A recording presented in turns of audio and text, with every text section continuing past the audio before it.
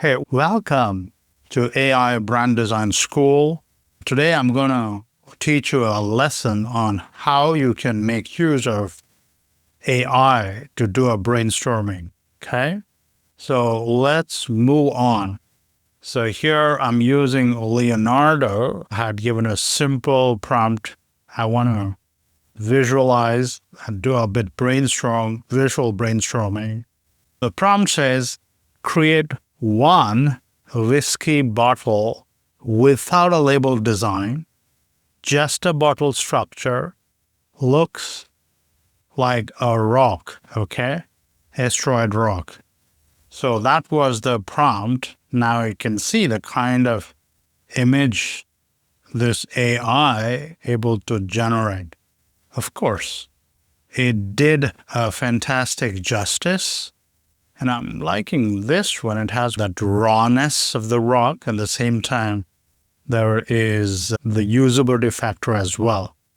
This also has got that rock aspect. With that particular prompt, we're able to generate this interesting. There are a few more interesting we already generated. I will show you some more in this journey, okay? Let's change the attribute to vibrant and right in front of you how these AI tools are going to help you to do a brainstorm and create your own versions of solution for your brand. I think this has come out in nice. This looks a little exaggerated. I'm still not liking this conventional neck over there, but unfortunately, when we say bottle without a label, so I think it end up creating somewhat these kind of versions.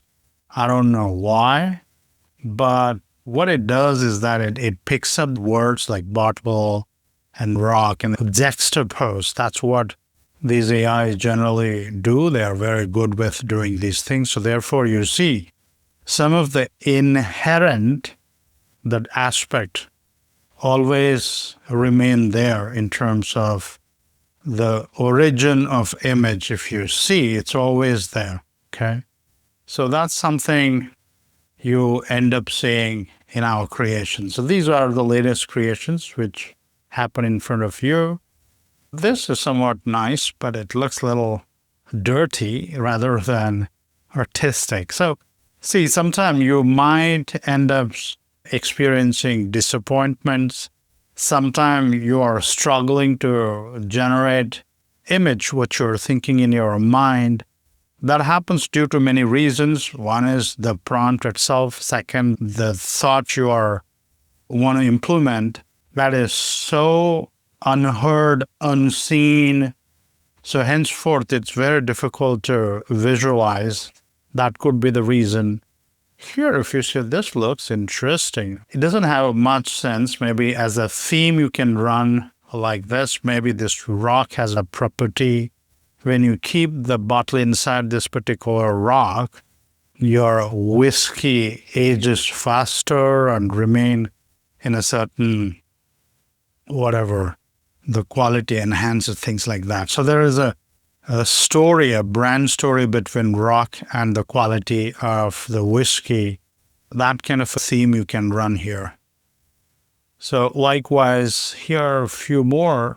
This has got partially okay, but not really exciting as such.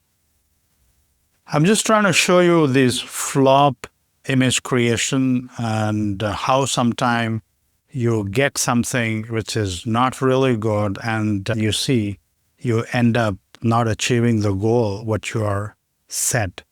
So there will be few disappointment, there will be few exciting moments. So generally what AI does, when you prompt something, sometimes it gives something above your expectation, sometimes it gives something below your expectation. It's a kind of a difficult task to maneuver the AI to get the result what you want. It needs two skills to maneuver AI for your purpose. One is your ability to visualize. You need to be really good designer first, okay? And that's important. And then you need to know the tricks of the trade, how to prompt AI, what to say, and you need to keep on following this iterative method to reach your destination. Sometimes you very quickly reach your destination. Many a time you reach slowly, in the sense first prompt might take you to 30% on your journey. Now you use that as a base to prompt further. You might reach maybe 50 or 60% closer to your expectation.